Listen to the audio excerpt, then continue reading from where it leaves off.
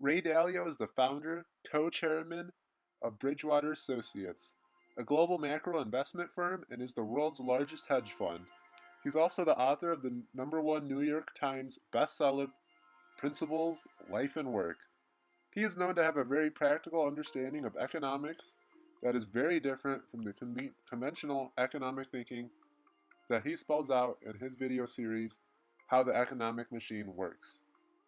He started Bridgewater in 1975 out of a two-bedroom apartment in New York City and has become a global macro investor for more than 45 years.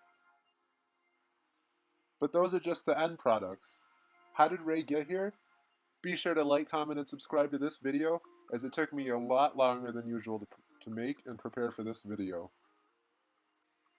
Raymond Dalio was born August 8, 1949 in Queens, New York, to a jazz musician and is of Italian descent. A young Ray enjoyed playing sports but was not a big fan of the memorization associated with school. Even at a young age, he had a knack for making money. He did a paper route, mowed lawns, and shoveled snow, as well as going to work at a prestigious golf course, all before the age of 12.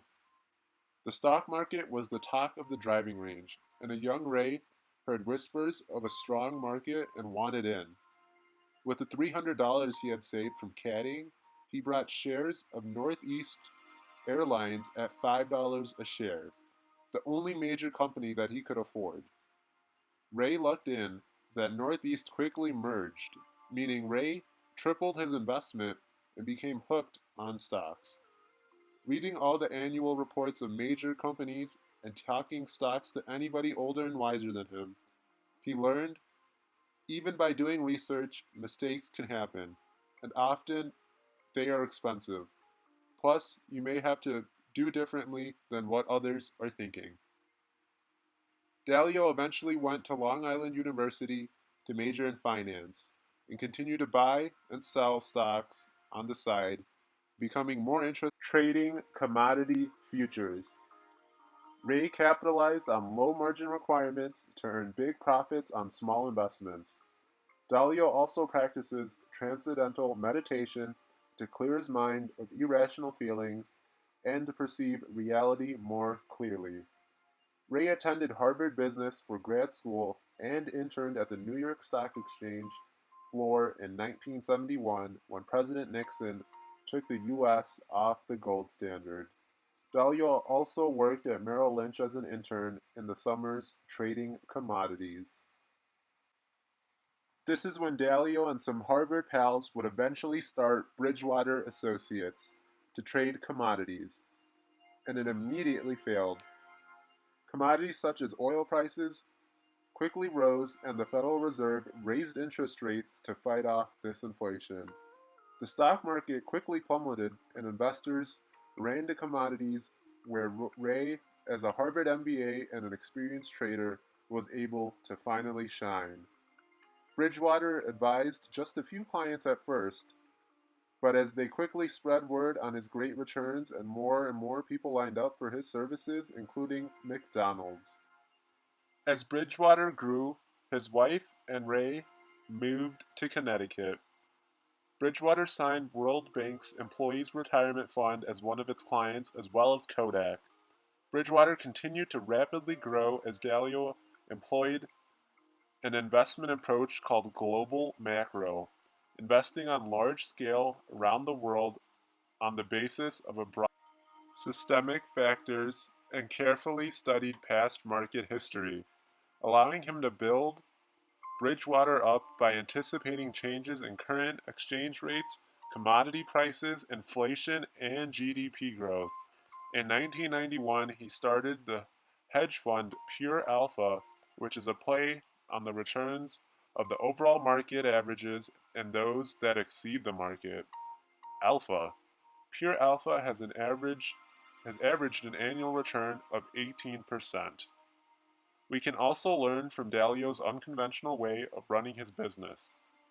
The greatest obstacle to a rational decision making, he found, was the ego. The barrier which was to prove oneself right and others wrong, even if the evidence says the contrary. Bridgewater also practices radical transparency, meaning colleagues are encouraged to openly criticize each other analysis as long as it contributes to the learning process. Gossip and talking behind coworkers' back, however, is prohibited. All meetings were videotaped and sent to the entire organization for full transparency. Bridgewater even calculated in 2006 the total debt service in the U.S. was exceeding income and economy was heading for a collapse, and forecasted the boom in home mortgages would end in 2007. By spring of 2008, Bridgewater pulled out of several large banks, such as Lehman Brothers and Bear Stearns, and we all know how that crisis ensured. Most investment funds had huge losses, while Bridgewater, Pure Alpha, posted gains of 9.5% during the recession. In 2010, Pure Alpha had $15 billion in profits, more than Google, Amazon, Yahoo, eBay all combined. Dalio sold 20% of his company back to his employees as a token of appreciation as they help run the organization and refuses to take the company public as he feels it would dilute the identity of the company. Bridgewater has continued to do well in the 2010s decade, posting record returns for hedge funds and consistently beating the other hedge funds. He is worth around $18 billion, which would place him as the 79th richest person in the world.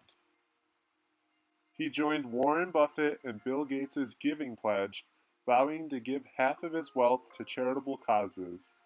While he may have stepped down as the CEO of Bridgewater, Dalio still plans on giving back to the world, not only with his money, but with his insight as well.